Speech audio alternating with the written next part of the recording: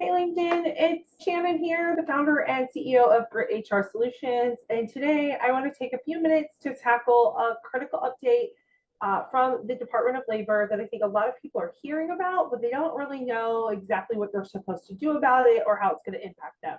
So this is an update and a new ruling that's going to impact millions of workers and businesses across the US. And this is, like I said, the Department of Labor's new federal overtime rule. We dealt with this a few years ago, and I'm actually not surprised that we're seeing it come back up again. And now we're seeing that the DOL is saying we have to pay people a higher salary basis if they want to be considered exempt from federal overtime laws.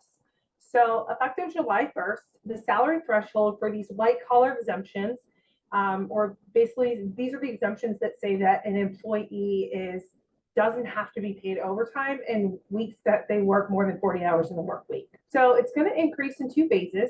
The first is going to be to about $44,000, and that starts on July 1st of this year, so just a few months away. And then by 2025, we're going to see that jump again to nearly $59,000 a year. This means employees must earn at least this amount to qualify for exemption from overtime pay under the FLSA.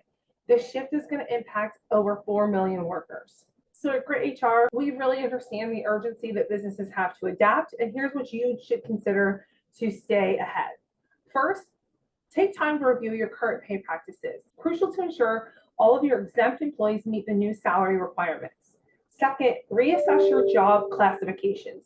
You may need to decide whether to increase salaries or reclassify employees as non-exempt.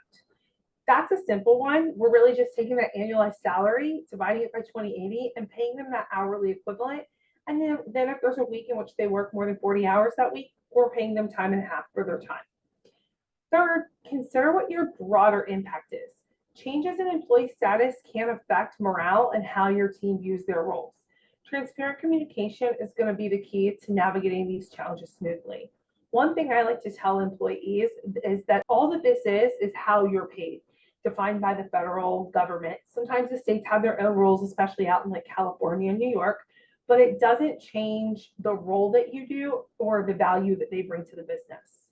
Fourth, you're going to need to plan comprehensive training for managers and employees, especially if there's a big impact about this. But everyone needs to have an understanding of these new rules, from tracking hours to how they handle overtime. And don't forget, with any significant change comes potential legal challenges.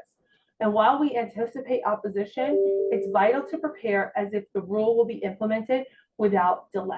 So stay tuned to Grit HR for ongoing updates and strategies to handle this transition effectively.